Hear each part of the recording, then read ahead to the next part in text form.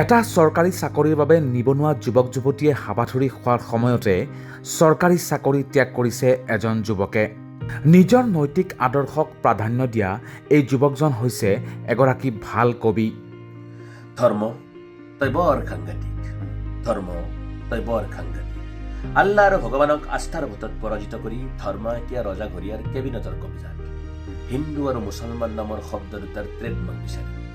জয় শ্ৰীৰাম বনম আল্লাহু আকবৰৰ অঘোষিত প্ৰতিযোগিতা। বাস্তৱ ঘটনাবোৰক থলুৱা অসমীয়া ভাষাত কবিতাৰ ৰূপ দি এই যুৱকগৰাকীয়ে লাভ কৰিছে বিশেষ চৰ্চা। এই কবিগৰাকী হৈছে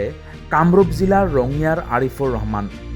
সোণাপুৰৰ পৰা মই জুবিন গাৰ্গে কৈছোঁ শীৰ্ষক কবিতাটোৰ পৰাই সমগ্ৰ অসমতে আৰিফুৰ ৰহমানে এক সুকীয়া পৰিচয় লাভ কৰিছে।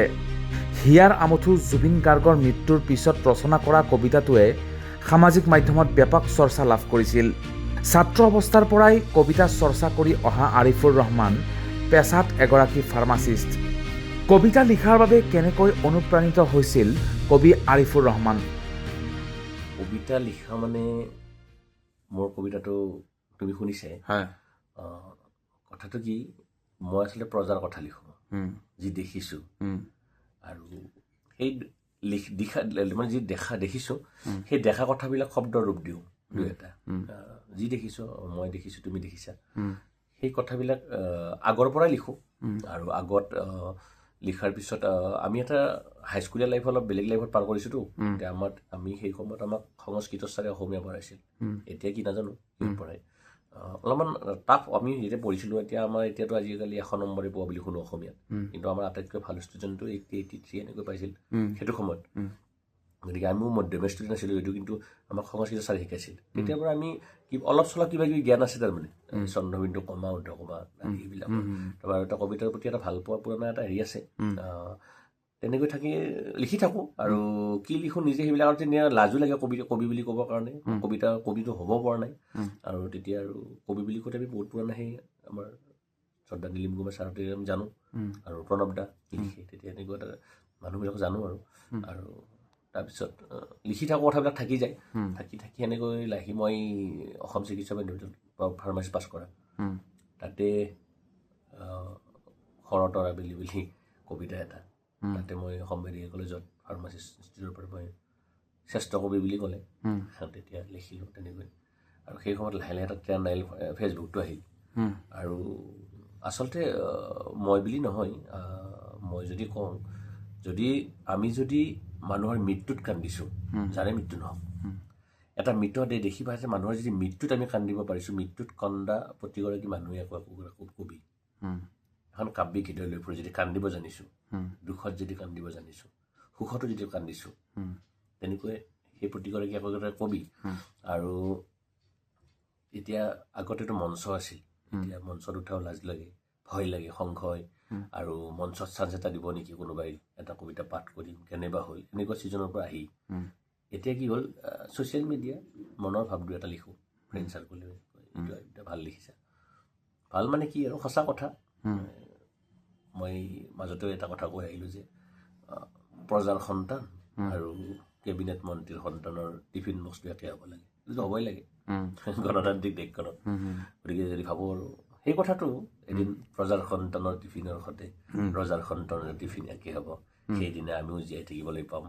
একে উশাহ ল'ব, অক্সিজেন ল'ব, ৰজাও একে অক্সিজেন ল'ব, প্ৰজাও একে অক্সিজেন ল'ব। সেইখন ভাৰতবৰ্ষ আমি বিচাৰোঁ। সেইখন এইটো এটা কবিতা বুলি ক'ব পাৰি। তেনেকুৱা কথাবিলাক লিখোঁ। আৰু এনেকৈ লিখি থাকোঁতে ৰাইজে কবিতা বুলি কয় কথাবিলাক। আৰু তেনেকৈ আৰু তাতকৈ ইণ্টাৰেষ্টিং কথাটো, মোৰ জীৱনত কিছুমান মানুহৰ প্ৰভাৱ আছে। যেনে মই ফাৰ্মাচিষ্ট হোৱাৰ উপৰিও মোৰ এনএমা political science with maths graduation, তাতে মুকুল বেজবৰুৱা বুলি শ্ৰদ্ধা এজন ছাৰ আছে, তেখেত মোৰ জীৱনত গ্ৰেজুৱেশ্যন কমপ্লিট ক্ষেত্ৰত। আৰু কবি হোৱাৰ ক্ষেত্ৰত হিমাংশু প্ৰসাদ দাস, তেখেতে মোক আচলতে মই আমাৰ স্থলীৰ কি হ'ব মাষ্টৰী এটা কবিতা লিখিছিলোঁ। তেতিয়া সেই কবিতাটো ছ'চিয়েল মিডিয়াৰ দ্বাৰাই এৰি দিছিল। আৰু সেইটো কবিতা চাওঁ, মই নিজে মানে সেই শ্ৰদ্ধাৰ ব্যক্তি। মই আকৌ আজি এই সাক্ষাৎকাৰতো ক'লোঁ, অচয় হৃদয়ৰ মানুহ হিমাংশু প্ৰসাদ দাস, তেখেতে কবিতাটো ছ'চিয়েল মিডিয়াত যেতিয়া দিছিল, তেতিয়া এইটো কবিতা আৰিফুৰ ৰহমানৰ কবিতা থলুৱা ভাষাত, এইটো আমাৰ যিটো প্ৰাণৰ ভাষা, আইৰ যিটো ভাষা,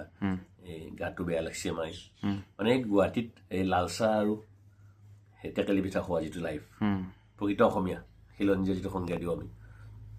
যিয়ে কেম্বা লাগছি মাই গাটো মাথাটো বিষাইছে মাই সেই আমাৰ যিটো থলুৱা ভাষা যিটো আমাৰ চলিৰ কি হ'ব মাষ্টৰ সেই কবিতাটো দিছিল হিমাংশু দাই আৰু তেতিয়া মানুহে আৰু সেই তেতিয়াৰ পৰা মই অলপ প্ৰেৰণা পালোঁ মানুহে কয় আৰিমটা লিখাচোন এনেকৈ যেতিয়া লিখাৰ কথা ক'লে তেতিয়া মই লাহে লাহে লিখি থাকিলোঁ আৰু তেতিয়া কবিতাবিলাক লাহে লাহে ফেচবুকত দিওঁ আৰু ৰেকৰ্ডিং আমাৰ বন্ধু অঞ্জন ভাইটিহঁত লিখি তাতে ষ্টুডিঅ'ত কৰোঁ অলপ ৰাইজক দিওঁ মানুহবিলাকে চাই ভাল হোৱা বুলিও কয় কিছুমানে গালিও পাৰে তেনেকৈ কবিতাৰ যাত্ৰাটো আৰম্ভ আহি এনেকৈ আৰু কবি আৰিফুৰ ৰহমানৰ কবিতাবোৰত সাধাৰণ মানুহে নিজক বিচাৰি পায় কবিতাধাৰা মানে আচলতে মই কষ্ট সহ্য কৰিব নোৱাৰোঁ মানুহৰ দুখ কষ্টবিলাক দুখ কষ্ট বুলি কওঁতে মোৰ ঘৰ ৰঙিয়াত যদি মোৰ এটা ইমাৰ্জেঞ্চি কণ্ডিশ্যন হয় মই ব্লাড বেংকৰ কাৰণে নলবাৰীলৈ দৌৰি যাব লাগে অন্যথা গুৱাহাটী এতিয়া মোক 2 ইউনিট ব্লাডৰ কাৰণে মই যাব লাগে নলবাৰীলৈ এতিয়া মই শ্ৰদ্ধাৰ আমাৰ ভৱেশ কলিতাক কওঁ আমাক এটা কি লাগে ব্লাড বেংক লাগে মই তেখেতক চেলুট দিওঁ যদি এটা ব্লাড বেংক আমাক দিয়ে মই বিচাৰোঁ তেখেতক তেনেকুৱা কথা আৰু আজিকালি যিটো আমাৰ এণ্টি ভেনম মই এটা কবিতাত দিছিলোঁ এণ্টি ভেনম প্ৰতিখন হস্পিটেলতে হওক গতিকে সাপে সুটোৱাৰ লগে লগে যদি এণ্টি ভেনম এটা পাওঁ সেইটো হেল্থ ছেক্টৰৰ ছাকচেছ দেশত এতিয়া আমি এতিয়া সাপে কামুৰিলে মানুহ নমৰে এই যিটো কথা এই কথাবিলাক দুখ লগা কথা নহয় জানো আৰু সাপে কামুৰিলে মানুহ মৰে যদি আমাৰ এক্সিডেণ্টেল কেছ এটাত হঠাৎ যদি আমি আই চি ইউ এটা পাওঁ ইমাৰ্জেঞ্চি কেয়াৰ ৰঙিয়াত এক্সিডেণ্ট হ'লে যদি প্ৰাইভেট ছেক্টৰটো বেলেগ কথা 2খন হস্পিটেল দিছে এতিয়া কিন্তু এজন মানুহে যেতিয়া 10 মিনিটৰ ভিতৰত যেতিয়া আই চি ইউ পাই যায় মই যিটো মেডিকেল ছেক্টৰৰ মানুহ 10 মিনিটত আই চি ইউ হ'ব লাগে তেনেকৈ ডিষ্টেঞ্চবিলাকত যে এই চেণ্টাৰ হওক 2 এটা আই চি ইউ এক্সিডেণ্ট হোৱাৰ লগে লগে যিটো ব্যস্ত আজিকালি নেশ্যনেল হাইবিলাক বৰ ধুনীয়া হৈছে গতিকে গাড়ী স্পীডত চলাবই যিমান আৰু ভাল এতিয়া 6 লাইন হ'ব বুলি শুনিছোঁ এক্সপ্ৰেছ হাইৱে হ'ব আৰু জলত চলাব তেতিয়া মানুহৰ ভুল হ'বই কেতিয়াবা এক্সিডেণ্ট হৈ যাব তেতিয়া মানুহখিনি আমি গোটেই এক্সিডেণ্ট হ'ল যেতিয়া মানুহ যদি জীয়াই থাকে সেই কথাবিলাক মই কবিতাত লিখিবলৈ চেষ্টা কৰোঁ এতিয়া মইতো আৰু সৰু মানুহ মই কোনো কেবিনেট মন্ত্ৰী নহয় কোনো হেৰি নহয় মই এটা প্ৰজা মানে মই ভোট দিব জানো অকল গতিকে ভোট দিওঁ আমি ৰজা বনোৱা মানুহ ৰজাই বুজক মই এটা নিম্ন মধ্যবিত্ত দেউতা এজন শিক্ষক লোনৰ বোজাৰে পেহীক বিয়া দি গাঁৱত মাটি অকণমান আছিল ক'ৰবাত বিক্ৰী কৰি তেনেকুৱা কণ্ডিশ্যনত আহি এটা নিম্ন মধ্যবিত্ত মানুহ কেনেকৈ চলে নিম্ন মধ্যবিত্ত মানুহখিনি গম পায় গতিকে মই পুঁজিপতিও নহ'লোঁ হিতাধিকাৰীও নহ'লোঁ যদি পুঁজিপতি হিতাধিকাৰী নোহোৱা মানুহখিনিয়ে যদি চিলিণ্ডাৰ দামটো বাঢ়ে দুখ লগা কথা আৰু যিখিনি বেছিক যিখিনি মেডিচিন যেতিয়া ষ্টেটিন যিটো কলেষ্ট্ৰলৰ টেবলেট চুগাৰ টেবলেট এইবিলাক যেতিয়া চৰকাৰী মেডিকেলত এভেইলেবল হ'ব তেতিয়া সকলোৱে খাব পাৰিব নহয় জানো কথাটো তেতিয়া যেতিয়া কলেষ্ট্ৰলৰ টেবলেটটো মই কৈ দিলোঁ নামটো ৰাইজে গমেই পাব ৰচোভাছ যিটো টেবলেট চানফাৰ্মাৰ 400 মান হৈছে 15 টকা 15টা টেবলেটত সেইটো যদি চৰকাৰী ফ্ৰী পায় কাৰণ ক'লে মানুহে খায় যিহেতু অসমীয়া মানুহে এনেও খোৱা মানুহ কলেষ্ট্ৰল ট্ৰাইগ্লিচাইড বাঢ়িবই বেমাৰ হ'বই যিহেতু আমি জীৱিত মানুহ লাইফ চেল লিভিং চেল গতিকে বেমাৰৰ পৰা জীয়াই থাকিব চৰকাৰে সেই যিখিনি বেছিক ঔষধ ডায়েবেটিছ প্ৰেছাৰ চুগাৰ এইখিনি যিখিনি ঔষধ যদি চৰকাৰে এভেইলেবল কৰি দিয়ে তেতিয়া তেনেকুৱা এই কথাখিনি মই লিখিছোঁ বেমাৰ হোৱাতকৈ মৃত্যু হয় ভাল আছিল মানে যদি এনেকুৱা কথা থাকে গৰু ছাগলী বিক্ৰী কৰি লাষ্টত গৈ আকৌ জি এম চি এইচত চেলাইন পাইপটো ল'লে আৰু আটাইতকৈ দামী দৰৱটো বাহিৰত কিনিব লাগে তেওঁৰো পইচা নাই সকলো বিক্ৰী কৰি দিলে ছোৱালীজনীয়ে বিয়া দিলে বিয়াৰ সময়ত মাটি বন্ধ কৰি থ'লে এতিয়া জীয়াই থকাৰ মানে শ্মশানৰ চিতা নাইবা কবৰস্থানলৈ যোৱাৰ আগে আগে জি এম চি এইচৰ 405 নম্বৰ কথাত শুই আছোঁ বুলি মোৰ এটা কবিতা আছিল বেমাৰ হোৱাতকৈ মৃত্যু হয় ভাল আছিল এই কথাটো আৰু সেইবিলাকে আকৌ এটা কবিতা হৈ যায় আৰু ইমান ধনী মেলি কোৱা নাই মানুহ যদি শিক্ষিত মানুহৰ সন্তানৰ মাক দেউতাক ৰাজপথত কোনোবা এৰি থৈ যোৱা ঘটনা আমাৰ অসমত আছে তুমি এতিয়া গমে পাইছা সাংবাদিকতা লাইনত আছা তোমালোকৰ ভিডিঅ'তে আমি পাইছোঁ কেতিয়াবা যে মাকক এৰি থৈ গুচি গ'ল সন্তানে ৰাজপথত অথচ এনেকুৱা আছে আমাৰ নলবাৰী মজিবদাই কোৱা আমি শুনিছোঁ যে বাৰম্বাৰ ফোন কৰাৰ পিছতো কোনো নাহিল তেখেতেই কেতিয়াবা চিতা জ্বলাই কেতিয়াবা কবৰস্থ কৰে এনেকুৱা জীৱন মানুহৰ তেখেতসকলে কিন্তু যদি হিষ্ট্ৰীটো চাব ধুনীয়া গতিকে বৃদ্ধাশ্ৰমৰ পৰা মই মায়ে কৈছোঁ সেই কবিতাটো লিখিছিলোঁ তাতে এটা মই লাইন এটা দিছোঁ মানে এটা কথা আছিল নহয় যে প্ৰেয়সীয়ে যেতিয়া কৈছিল তুমি যদি মোক বেছি ভাল পোৱা মাৰ হৃদয়খনে ফালি লৈ আহা সি যেতিয়া হৃদয়খন লৈ আহিছিল তেতিয়া এটা চৰিয়াত লৈ আহিছিল হাৰ্টটো তেতিয়া পৰি যোৱাৰ লগে লগে হাৰ্টটো যেতিয়া ওলাই গ'ল তেতিয়া এটা ভাহি আহিল এটা কাটৰ এৰিয়া এটা বা বাচ্চা দুখ পালা নেকি ঠিক তেনেকৈ এটা মই মোৰ এটা কবিতাটোত এটা দিছোঁ বৃদ্ধাশ্ৰমৰ কথা কৈছোঁ মানে বৃদ্ধাশ্ৰমক থৈ অহাৰ পিছতো ইমান ভাল পায় ল'ৰাটোক সেইগৰাকী মাক যে কৈছে যদি লাইফ চাৰ্টিফিকেট দিয়াৰ সময়ত লাগে নহয় পেঞ্চনৰ গতিকে মাকে কৈছে তাক যে যদি লাইফ চাৰ্টিফিকেট দিয়াৰ সময়ত হ'লেও এপাক আহিবি বৃদ্ধাশ্ৰমৰ পৰা মই মায়ে কৈছোঁ সেই লাইনটো দি মাকৰ যিটো মৰম সেই কথাটো মই কৈছোঁ গতিকে আমি ওমেন এম্পাৱাৰমেণ্ট মই সকলো মহিলাখিনিক কোৱা নাই এতিয়া মই যদি আপুনি ছাপ'জ কামৰ তাগিদাত কৰ্মসংস্থানৰ তাগিদাত যদি আপুনি নগৰত থাকিব লগা হৈছে গাঁৱত ধৰক মাক দেউতাক আছে থাকি হ'ব পাৰে কেতিয়াবা কিন্তু যদি উৰুকাৰ দিনাও যদি আমি এটা ভাড়া ঘৰটোত থাকোঁ যদি উৰুকাৰ ৰাতি ঈদৰ আগদিনা ঈদৰ দিনা যদি টাউনত যদি নিজৰ ল'ৰা ছোৱালীকেইটাৰ লগত আছোঁ মাক যদি গাঁৱত আছে তেওঁ কিন্তু সঁচাই দুৰ্ভগীয়া কিন্তু তেওঁৰ সমান দুৰ্ভগীয়া নাই যদি উৰুকাৰ ৰাতি মাক দেউতাক থকাৰ পিছতো ককাকৰ লগত যদি নাতি ল'ৰা ছোৱালী যদি ককাকৰ লগত উৰুকাৰ ৰাতি ভোজ ভাত খাব পৰা নাই তেওঁৰ সমান দুৰ্ভগীয়া নাই গতিকে সমাজত সেইটো নহওক বৃদ্ধাশ্ৰমটো উঠি থাকে ব্যাধি এইবিলাক কথাই তাৰমানে কবিতা হৈ যায়। জুবিনৰ সমাধিৰ কাষেৰে পাৰ হৈ যোৱা গাড়ীবোৰক মায়াবিনী গান বজাই যাবলৈ আহ্বান জনাইছিল কবি আৰিফুৰ ৰহমানে। সেই কবিতাটো এতিয়া যিহেতু কবিতা লিখোঁ মোৰ কবিতা আৰু মোৰ ফেচবুকত মানে ছ'চিয়েল মিডিয়াত সেইটো কবিতা এটা আছে আত্মাৰ কিছুমান কথা অনুভৱী মানুহটো এনেকুৱা কথা ক'ব বিচাৰে নেকি এইখনে বিচাৰে নেকি এই কথাটো ক'ব বিচাৰে নেকি কিবা কথা পাতো মানুহজনৰ লগত যদি কথা পাতোঁ তেওঁ এইখিনি কিছুমান কথা পাতি থকাৰ পিছত অনুভৱ হয়তো তেনেকুৱা কথা আৰু জুবিন দাক আমি সৰুৰ পৰা পাইছোঁ মানে এই যিটো আমাৰ আগতে গীতিমালিকা আছিল নহয় 8:30 গীতিমালিকা 9টাত পুৰা আপোনাৰ এই এটা সংগীতানুষ্ঠান হয় তাতে তাৰমানে পাখি পাখি এই মন প্ৰথম ৰেডিঅ'ত বাজিছিল এইটো তেতিয়াতো আমাৰ ইমান চিডি ডিছ নাছিলতো ইমান ষ্টাৰ্টিং সেই পাখি পাখি এই মনৰ পৰা আমি গান শুনি স্কুললৈ যাওঁ তাৰ পৰা আৰম্ভ হৈ হিয়া দিয়া নিয়াৰ গানৰ পৰা বিহুগীত অঞ্জনা জানমণিৰ পৰা ষ্টাৰ্ট কৰি শেষত ৰৈ ৰৈ বিনালে আমি স্তব্ধ গতিকে জুবিন দা গতিকে আমি পাইছোঁ তেখেতৰ কথা শৈলী কেনেকৈ পাইছোঁ গতিকে আৰু তেখেতৰ যিটো স্বভাৱ মানে যিটো শিশুসুলভ স্বভাৱ আৰু প্ৰকৃত শিল্পী আচলতে তেখেতে এটা কথা কৈছিল যে মই নিমখৰ দৰে মোৰ গান আজি হিন্দুৰ ঘৰটো বাজিব মুছলমানৰ ঘৰটো বাজি আছে এতিয়াতো জনি য়েছ পাপা আমি শিকাওঁ বাচ্ছাক যিটো আমাৰ মডাৰ্ণ ট্ৰেণ্ড এটা আমি চেয়াৰলেছ লেক্টাৰজন খোৱাওতো গতিকে চেয়াৰলেছ লেক্টাৰজনত মিলাব লাগিল গতিকে আমি জনি য়েছ পাপা শিকাওঁ কিন্তু সেই জনি য়েছ পাপা শিকোৱা মানুহে কিন্তু এতিয়া বাচ্ছাটোক কি শিকায় মায়াবিনী ৰাতিৰ বুকুত মোৰ মাইনাটো 5 বছৰ তাইও আজি এতিয়া মায়াবিনীটো খুব ধুনীয়া সুন্দৰকৈ গাই মানে আৰু আমি সকলো অসমীয়া প্ৰতি ঘৰ অসমীয়াৰ এতিয়া মায়াবিনীটো প্ৰাৰ্থনা এতিয়া মই ডিব্ৰুগড়ত পঢ়া মোৰ এটা উজনি যোৱা আগৰ পৰা এটা 900 বছৰত ভ্ৰমণ কৰা এটা অভিজ্ঞতা আছে গতিকে যেতিয়া আমি এতিয়া যেতিয়া সোণাপুৰ পাৰ হওঁ এটা সময়ত সোণাপুৰ শুই আছিল সোণাপুৰত মানুহ শুই থাকে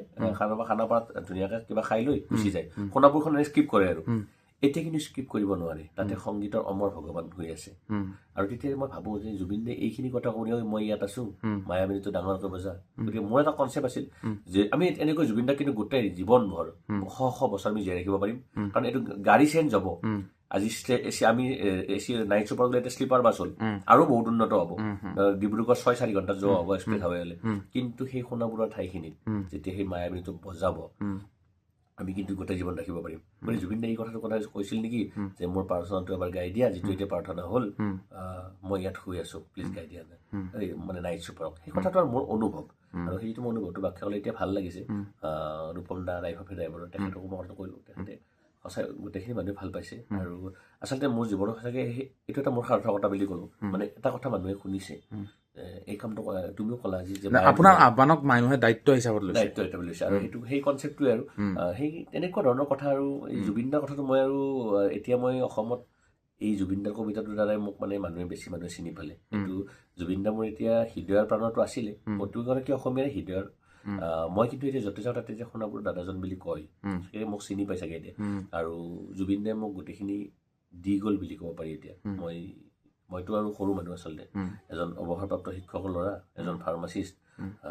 আমাকতো চিনি পোৱা অসমত মোৰ বিশেষ প্ৰতিভা নাই যেনেকৈ চিনি পোৱা মই কোনো চেলিব্ৰিটিও নহয় এজন সাধাৰণ মানুহ আৰু আজিও মই কবি হ'বলৈ যোৱা নাই মোৰ কোনো যদিও কোনোবাই কবি বুলি কয় মোৰ কেনেকুৱা কবিৰ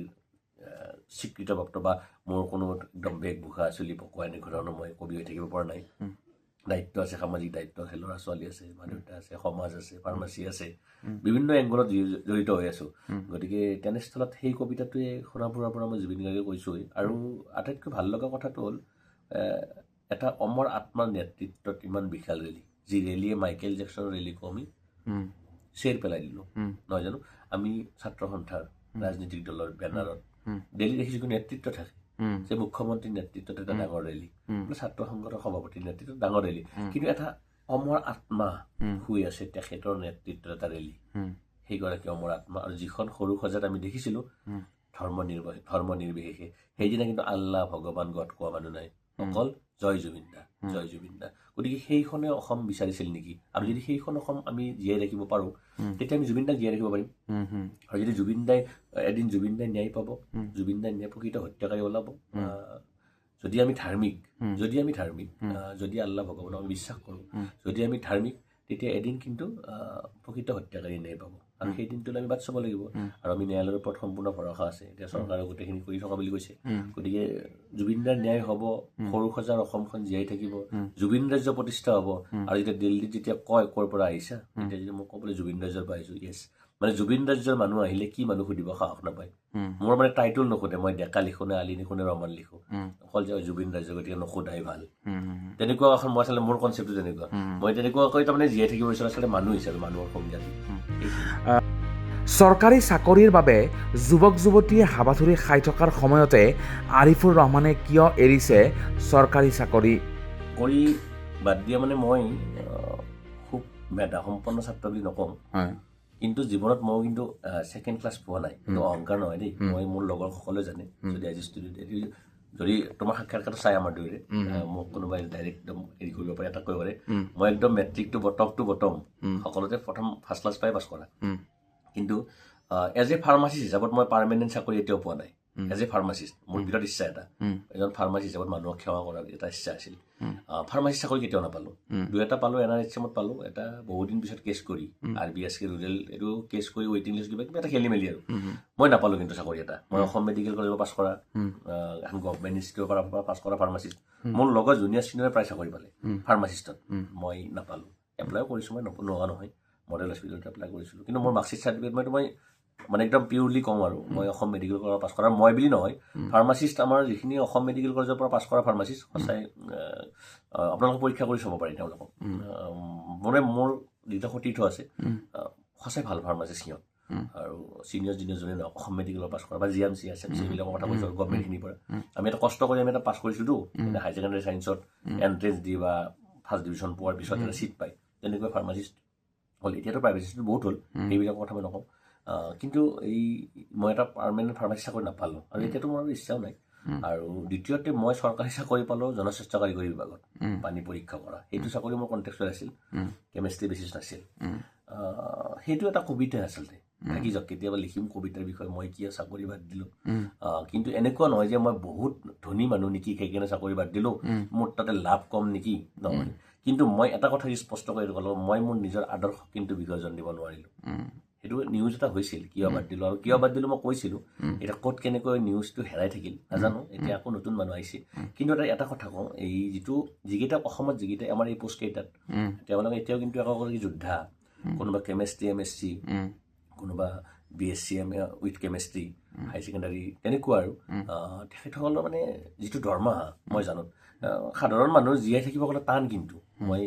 মই এৰি থৈ আহিছোঁতো, কিন্তু আমি একেলগে লগ পাইছিলোঁ গোটেই অসমৰ মানুহখিনি, মোৰ সতীৰ্থখিনিক, আচলতে গোটেইখিনি তেওঁলোকৰ সংসাৰো কেনেকৈ চলিছে মই এই কথাটোৱে ক'লোঁ। বৰ কষ্ট চলি আছে, কিন্তু তেখেতসকলৰ জেপতো কিন্তু একোখন মাৰ্কশ্বিট চাৰ্টিফিকেট আছে, তেখেতসকলৰ জীৱনত একোখন মাৰ্কশ্বিট চাৰ্টিফিকেট আছে। আৰু যিহেতু সেই কম মানুহ, সেই মানুহখিনি, তেতিয়া মোৰ কথাটো হ'ল কি, মই অনামিকা গগৈ এজনী ছোৱালী আছিল, তাইও কেমেষ্ট্ৰি MSc আছিল, তাই 1 মাহমান পিছত বাদ দিলে, আৰু মই কিন্তু আগতে বাদ দিলোঁ মানে মই কি আদৰ্শত নাজানো, মোৰ পক্ষে জনস্বাস্থ্য কাৰিকৰী বিভাগত চাকৰি কৰাটো মোৰ সম্ভৱ নহয়। আৰু অটাৰ এনালাইচিছটো মানুহৰ জীৱন মৰণৰ কথা আছে, গতিকে আৰু কিন্তু চাকৰিটো যিটো মই বাদ দিলোঁ সেইটো এটা কবিতা, আৰু কেতিয়াবা কবিতাতে লিখিম মই কিয় চাকৰি বাদ দিলোঁ, তেনেকুৱা কথা। আৰু এইবিলাক কথা আৰু জনাই জানে চাকৰিটো, কিন্তু মই চাকৰিটো বাদ দিয়া এটা কাৰণটো মই নকওঁ বাৰু, থাকক ভালে কুশলে থাকক, সেইসকল ইঞ্জিনিয়াৰো থাকক ভালে কুশলে, যাৰ মই চাকৰি নকৰোঁ বুলি কৈ আহিছিলোঁ, তেওঁ য'ত আছে এতিয়া কুশলে থাকক, ভালে আছে, অৱসৰ ল'লে চাগে। কিন্তু জনস্বাস্থ্য কাৰিকৰী বিভাগত চাকৰি কৰা বৰ সহজ নহয়, তেনেকৈ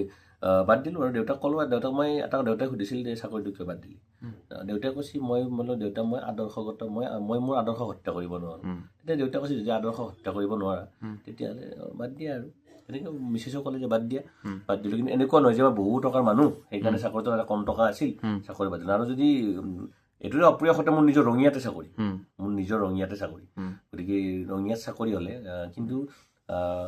চাকৰি যিটো বাদ দিয়া কথাটো সুধিলে মই সকলোকে অনুৰোধ কৰিছোঁ আপুনি আপোনাৰ নিজৰ কটাৰ যিটো পানী খায় সেইটো কিন্তু আপুনি চৰকাৰীভাৱে বুলি কথাটো বেলেগ জনস্বাস্থ্যকাৰী কৰি বুলি নহয় আজিকালি বাহিৰতো বহুত লেবৰেটৰী পায় আপুনি পানীটো পৰীক্ষা চৰকাৰৰ ওপৰতে ভৰসা কৰিব নালাগে যিহেতু পানীটো নিজে খায় নিজেও পানীটো পৰীক্ষা কৰক আৰু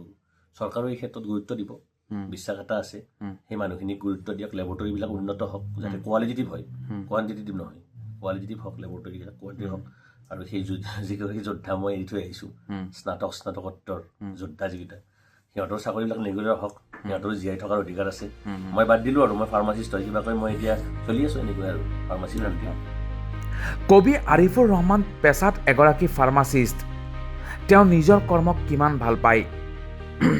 মই যেতিয়া প্ৰথম ফাৰ্মাচিষ্ট পঢ়িব যাওঁ ডিব্ৰুগড়ত অসম মেডিকেল কলেজত তেতিয়া অসমত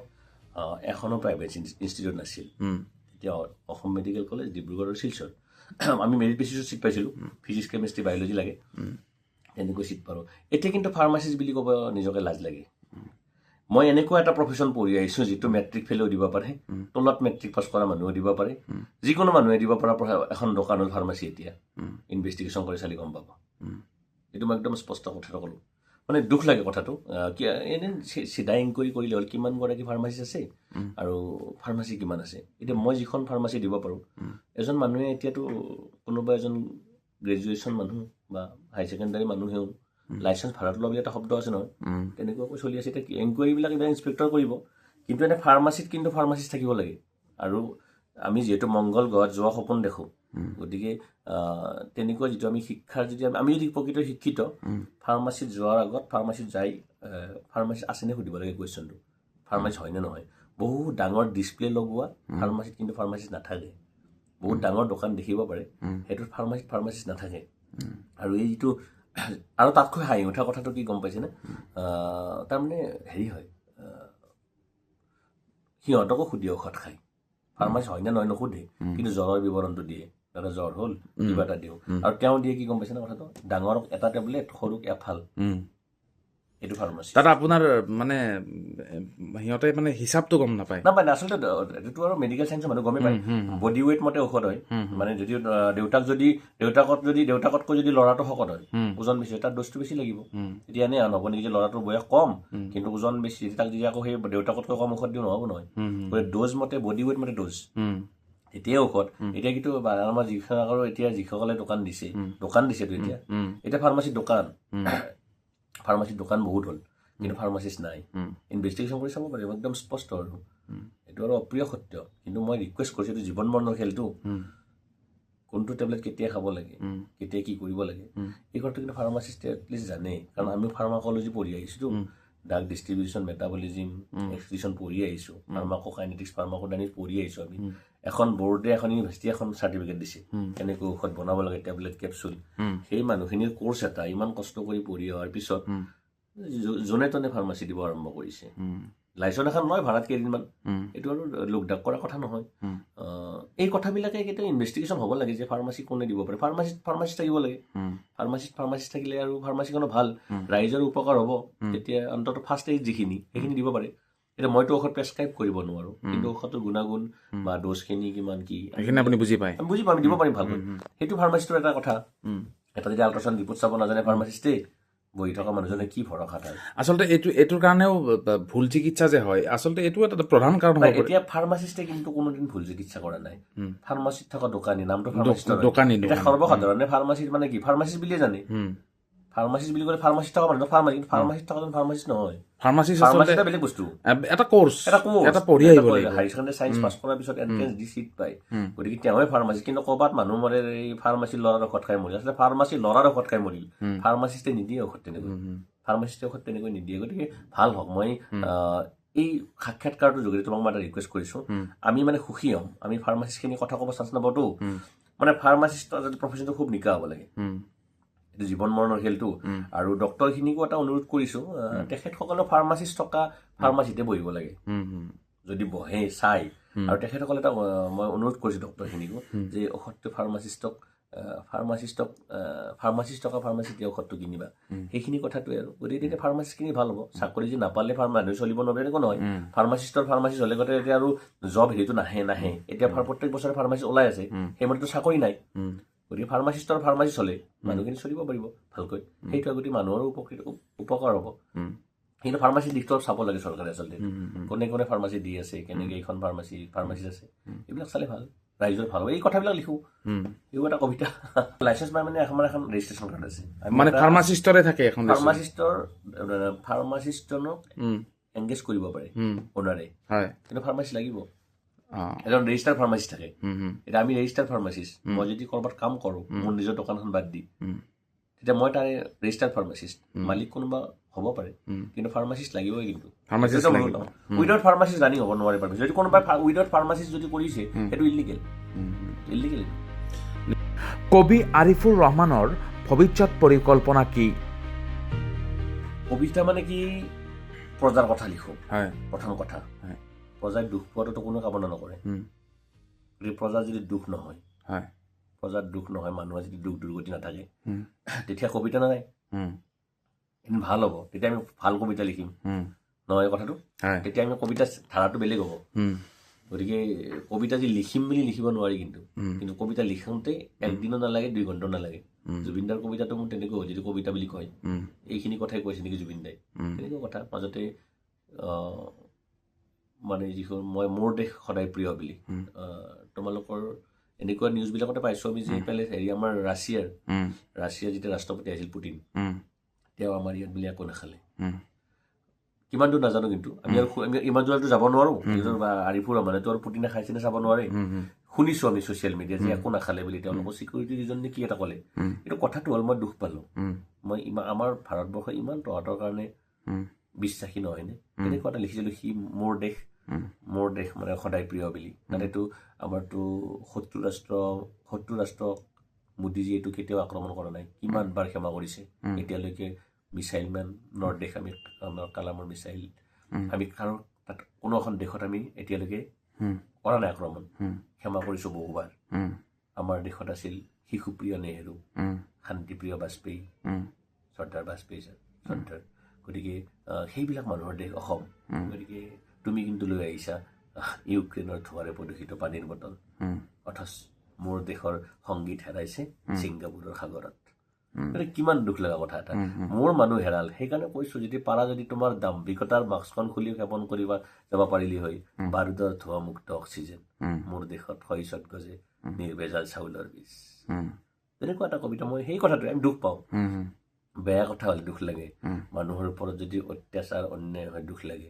মানুহে যদি কান্দে দুখ লাগে মৃতদেহ দেখিলে দুখ লাগে কাৰণ যদি কেতিয়াবা এটা মানুহ মৃতদেহত ধৰ্ম নাথাকে নহয় জানো কথাটো মৃতদেহত ধৰ্ম নাথাকে যদি এনেকুৱা কথা এটা মৃতদেহ পৰি থাকিলে তেওঁৰ এটা সংসাৰ আছে ল'ৰা ছোৱালী ৰৈ আছিল চাগে নহয় মানে এনেকুৱা যদি আমি কওঁ চোৰেও কিন্তু নিজৰ সন্তানক চোৰ বনাব নোখোজে তেওঁ কাৰোবাৰ দেউতা কিয় কেনেকৈ চোৰ হ'ল সেইটো বেলেগ কথা কিন্তু তেওঁৰ এখন হৃদয় আছে সেইকাৰণে কৈছোঁ যে ডকাইতৰ এজন বিৰাট ডাঙৰ ডকাইত বুলি কৈছে মানে যিটো ডকাইত বুলি কয় আৰু শব্দটো তেওঁ কিন্তু ল'ৰাটোক কেতিয়াও ডকাইত নমানে ভাল মানুহ হ'ব চেষ্টা কৰে আৰু তেওঁকো কোনোবা ৰখি আছে কোনোবা দেউতা আহিব কাৰণ দেউতাকে কি কৰে সি নাজানে গতিকে যদি ৰাস্তাত যদি এটা মৃতদেহ এটা পৰি থাকে মৃতদেহৰ ধৰ্ম নাথাকে নহয় কথাটো গতিকে এই কথাটোৱে আৰু আমি এতিয়া মৃতদেহ চাইও কান্দো কেতিয়াবা হাঁহোঁ এনেকুৱাও হৈছে পৰিৱেশটো কেতিয়াও নহওক কথাটো নহয় মানুহৰ দুখত কেতিয়াও হাঁহিব নালাগে যিয়ে নহওক এইবিলাক ধৰ্মৰ কথাটো বেলেগ আৰু এতিয়া ধৰ্মটো পলিটিকেল ইছ্যু মই যিহেতু কবিতা লিখোঁ মানুহৰ কথা লিখোঁ মানুহৰ কথাত আমি যদি কান্দিব পাৰিছোঁ সঁচাকৈ তাৰমানে মানুহ হৈ আছোঁ যদি দুখত দুখ লাগে মানুহ যদি দুখত কান্দিব পাৰিছোঁ মানুহ আৰু যদি কান্দিবই পৰা নাই নহয় কথাটো আচলতে বাচ্ছাটো জন্ম হোৱাৰ লগে লগে কান্দেতো মানুহ আৰু সেই কান্দনটো থাকিব লাগে আচলতে এই এটা কথা নাই আপোনাক মানে মই বস্তুটো সুধিলোঁ আপুনি ইয়াৰ পিছত আপোনাৰ কিবা পৰিকল্পনা আছে নেকি বা কিবা এইখন যিখন আপুনি কবিতা পুথি উলিয়াইছে বা এনেকুৱা ধৰণৰ কাম কিছুমানৰ পৰিকল্পনা আছে নেকি মানে পৰিকল্পনা মানে লিখি যাম কথাবোৰ হয় সদায় উদ্দেশ্য এটাই উদ্দেশ্য আমাৰ দুখ দুৰ্গতিবিলাক মানুহক যিসকলে আমাৰ সমাধান কৰিব পাৰে। আচলতে মই মোৰ কেতিয়াও কোনো ৰজা বা শাসকৰ ওপৰত মই নিলিখোঁ, তেওঁলোকৰ ওপৰত কোনো মোৰ হেৰি নাই, কিন্তু মই সদায় শাসকৰ বিৰুদ্ধে লিখোঁ, যোনে নহওক। আৰু এতিয়া এটা কথা কওঁ, আমাৰ জুবিনদাৰ ক্ষেত্ৰত, যিহেতু মোৰ জুবিনদাৰ চিনাকি কৰি দিছিল, জুবিনদাৰ ন্যায় ক্ষেত্ৰত তাৰমানে কংগ্ৰেছ AGP BJP বাদ দি, জাতি ধৰ্ম হিন্দু মুছলমান সকলো বাদ দি অসমীয়াৰ হকে, এজন অসমীয়া প্ৰাণৰ শিল্পীৰ হকে আমি যুঁজিব লাগে। আমি সকলোৱে ৰাজপথত বহোঁ জুবিনদাৰ কাৰণে, নহয় জানো? গতিকে আমাৰ কি হৈছিল ছিংগাপুৰত, আৰু এনেকুৱা এটা কথা হত্যা হোৱা বুলি কৈছে, 16জন অসমীয়া মানুহে চাই আছিল, আৰু প্ৰাণৰ শিল্পী হিয়াৰামঠু জুবিন দা সাগৰৰ তলিত ডুবি গৈ আছিল। সম্ভৱ নেকি এইটো কথা? আৰু এটা মিনিটৰ খবৰ, প্ৰথম মিনিটত আছিল, প্ৰথমটো নিউজ আছিল জুবিন গাৰ্গ অসুস্থ, দ্বিতীয়টো আহিল জুবিন গাৰ্গ ICUত, দ্বিতীয়টো জুবিন গাৰ্গ আৰু নাই। 3 মিনিটৰ এটা, 1 মিনিটত 3টা নিউজ, হঠাৎ ফেচবুকত সকলোৱে পাইছে এইটো কথা। গতিকে সম্ভৱ নেকি? গতিকে আৰু জুবিন গাৰ্গে যদি ন্যায় নাপায়, সেইকাৰণে মই মুখ্যমন্ত্ৰী মহোদয়ক অনুৰোধ কৰিছোঁ, তেখেতে লাষ্ট মোমেণ্টলৈকে যুঁজক, এটা ন্যায় দিয়াৰ কাৰণে আমি ৰৈ আছোঁ কিন্তু অসমবাসীয়ে। আৰু যদি জুবিন গাৰ্গে আমাৰ যদি ন্যায় নাপায়, তেতিয়া কিন্তু আমি যিটো সৰ্বসাধাৰণ যিটো জীয়াই থাকোঁ, আমি আশাত যিটো জীয়াই থাকোঁ, সেই মানুহখিনি আশা কিন্তু আশা হেৰাই যাব। আৰু যেতিয়া কেতিয়াবা মোৰ আত্মীয় যদি কেতিয়াবা হেৰাই, ৰাজ্যত যদি মোৰ আত্মীয় নকৰক, আল্লাহ ভগৱানে সেইটো নকৰক,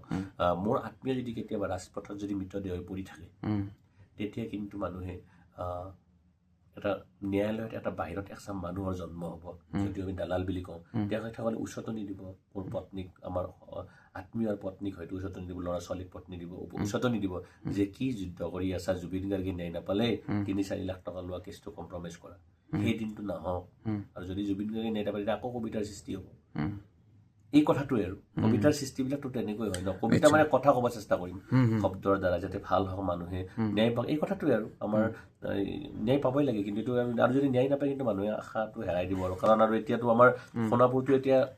সোণাপুৰ হৈ থকা নাই, এতিয়া সোণাপুৰ পুণ্যভূমি হৈ গ'ল, য'ত আমাৰ অমৰ আত্মসংগীতৰ শুই থাকে। এতিয়া জনী ইয়েছ পাপা লৰাই বাদ দিলে মায়াবিনী ষ্টাৰ্ট কৰিলে। কালি সুধিব, সি কালি গুৱাহাটীত চিৰিয়াখানা চাব যোৱাৰ পিছত কয় যে চিৰিয়াখানা চাই আমি সোণাপুৰলৈ যাম ব'লা। সোণাপুৰলৈ যাম বুলি কোৱাৰ পিছৰ প্ৰজন্ম কি সোণাপুৰত কোন আছিল সুধিব, আহি গ'ল জুবিন গাৰ্গ। জুবিন গাৰ্গ বুলি ক'লে কোন আছিল জুবিন গাৰ্গ? জুবিন গাৰ্গ তুৰাত জন্ম হৈছিল। তেতিয়া সুধিব তেখেত কেনেকৈ হেৰাই থাকিল, তেতিয়া আমি কওঁ সাগৰত হেৰাই থাকিল, 16জন অসমীয়া মানুহে চাই আছিল। জুবিন গাৰ্গৰ ন্যায়টো কি হ'ল আমি এতিয়া গম নাপাওঁ। এতিয়া কিন্তু তাৰ সমান দুৰ্ভগীয়া অসমীয়া নাই। আমাক কিন্তু ক্ষমা নকৰিব আমাৰ পিছৰ প্ৰজন্মই যদি জুবিন গাৰ্গে ন্যায় নাপায়। সেইকাৰণে অনুৰোধ কৰিছোঁ সকলো, আমি জাতি ধৰ্ম বৰ্ণ নিৰ্বিশেষে অসমীয়া জাতিটো জীয়াই ক্ষেত্ৰত আমাৰ আশাবোৰ আমি যাতে জীয়াই থাকোঁ। আমি আশাবোৰত আজি আমি গোটেই ন্যায়পালিকাই আমাক এটা সুস্থ এটা আমাক সিদ্ধান্ত দিব। আমি অন্ততঃ জানিব বিচাৰিছোঁ যে কিমান সময় সাগৰৰ তলিত আছিল, প্ৰকৃততে কি হৈছিল ছিংগাপুৰত ইমান দূৰত। গতিকে আমি জানিব বিচাৰোঁ, সেইখিনি আমি ৰৈ আছোঁ, এইটো অসমবাসী ৰৈ আছে। সেইটো মানে পৰৱৰ্তী সময়ত আপোনাৰ চিন্তাধাৰাৰ পৰা আপোনাৰ কবিতাৰ সৃষ্টি হৈ থাকিব। সৃষ্টিটো হওক বাৰু, কলমটো থাকক, ঠিকে থাকে। আৰু এতিয়া আৰু মই এই কথাটো কৈছোঁ, কলমটো কাৰো ওপৰত কিন্তু মোৰ কলমৰ বোলে টাৰ্গেট কৰিছোঁ এনেকুৱা নহয়। মোৰ কলমে সদায় প্ৰজাৰ কথা ক'ব। কষ্ট বোলে কষ্ট, আৰু মানে প্ৰজাৰ সন্তানৰ টিফিন বক্স আৰু ৰজাৰ সন্তানৰ টিফিন বক্স একে হওক, নহয় কথাটো? তুমিও সেইটো কামনা কৰা নিশ্চয়। গতিকে যাতে আমি একেলগে যে খাব পাৰোঁ, প্ৰজাৰ সন্তানৰ টিফিন আৰু ৰজাৰ সন্তানৰ টিফিন বক্স যেতিয়া একে হ'ব, তেতিয়া সেইদিনা অসমখনত থাকি ভাল লাগিব, মুক্ত অক্সিজেন ল'ব পাৰিম, নহয়? সেই কথাটোৱে আৰু ৰজা আৰু প্ৰজা যেতিয়া এটা চিটি স্কেনত, যেতিয়া আমাৰ এটা চিটি স্কেন মেচিনত যেতিয়া কৰিব পাৰোঁ, নহয়? এই কথাটো হ'ব লাগে। আৰু সেইদিনা এদিন হ'ব চাগে, মানুহ এতিয়া শিক্ষিত হ'লতো, গতিকে আমি এইবিলাক কথা আমি এতিয়া উলিয়াম। এই কবিতাও হ'ব কেতিয়াবা 2-এটা, তেনেকুৱা এটা কবিতা মই দিছোঁ। এই আমাক কি লাগে, মেডিকেল কলেজত কি লাগে, কি অভাৱ আমাৰ, সেই কথাবিলাকে ক'ব যত্ন কৰিছোঁ অলপমান। সেই আৰু সেইটোৱে। আৰিফুল ইছলাম ৰিপৰ্ট, আৱাজ দ্য ভইচ,